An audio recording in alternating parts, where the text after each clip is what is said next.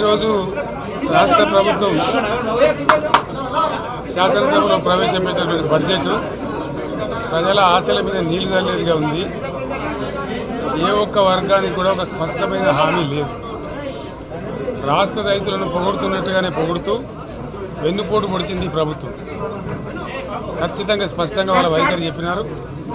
గతంలో ఇచ్చిన మాదిరిగా కాకుండా రైతు బంధులో రైతు భరోసా పేట పథకంలో అనేక ఆంక్షలు పెట్టబోతున్నట్టుగా ప్రత్యక్షంగా చెప్పి రైతులకు ఆల్రెడీ మోసం చేశారు.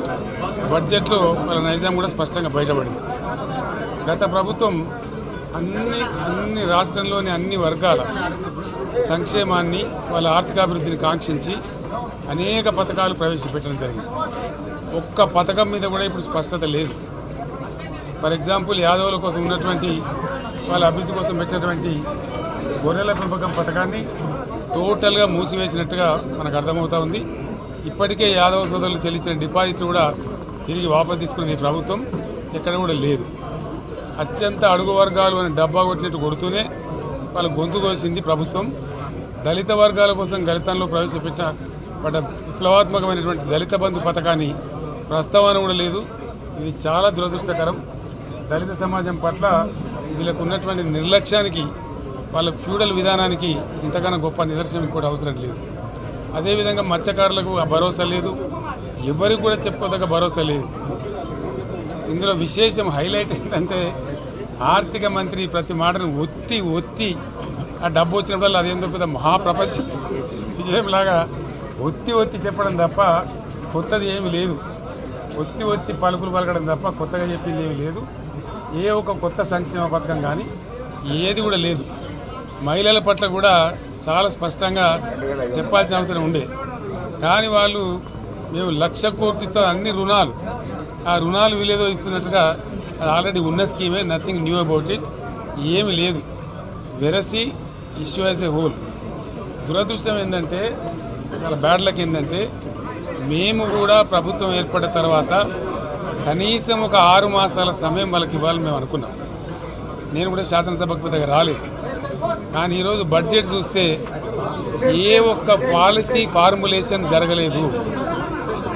రాష్ట్రానికి సంబంధించినటువంటి ఏ ఒక్క విషయంలో కూడా ఈ అర్బక ప్రభుత్వం ఇప్పటి వరకు పాలసీ ఫార్ములేషనే చేసినట్టుగా కనపడతలేదు.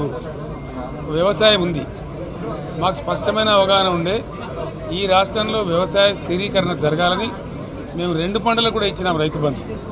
వీళ్ళు ఎగ్గొడతామని చెప్తా ఉన్నారు. మేమేదో రైతులకు ఇచ్చిన డబ్బును దాన్ని పాడు చేసినాము, చెడగొట్టినాము, దుర్వినియోగం చేసామన్న పద్ధతిలో దురదృష్టకరమైన వ్యాఖ్యలు చేస్తూ ఉన్నారు. అంటే ఇది పూర్తిగా రైతు శత్రు ప్రభుత్వం అనేది తెలుస్తూ ఉంది. ధాన్యం కొనుగోలు చేయలేదు, విద్యుత్ సరఫరా చేయడం లేదు, నీళ్లు సరఫరా చేయడం లేదు, చాలా ఇబ్బందులు పెడతా ఉన్నారు. ఇంకా రైతు భరోసా, రైతు బంధు గురించి ఇంకా ప్రస్తావనే లేదు. ఎప్పుడు వేస్తారని మా ఎమ్మెల్యేలు అడిస్తే కూడా కనీసం సమాధానం చెప్తలేరు. కాబట్టి రైతులను వంచింది ప్రభుత్వం, వృత్తి కార్మికులను వంచింది. ఒక్క పాలసీ, ఇండస్ట్రియల్ పాలసీ ఏమిటి?